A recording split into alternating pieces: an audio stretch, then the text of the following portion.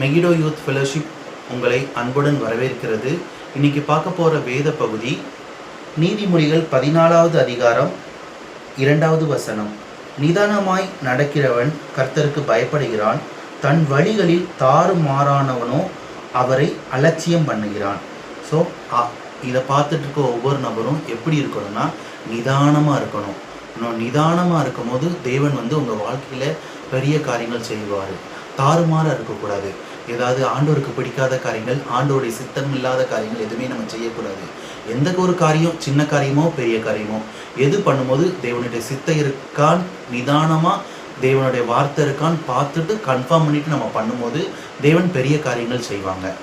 சோத்திரங்கர்த்தாவே, சோத்தரிக்கிறப்பா, இன்றைய நாள் ஒப்பு கொடுக்குற ஒவ்வொருவரையும் என் கரத்தில் தருகிறப்பா. அவங்க வாழ்க்கையில் உங்களுடைய சித்தம், நோக்கம், திட்டம் வெளிப்படணும் ராஜா. பரிசுத்த கட்டளையிடுங்கப்பா, பாதுகாப்பாக கட்டளையிடுங்கப்பா.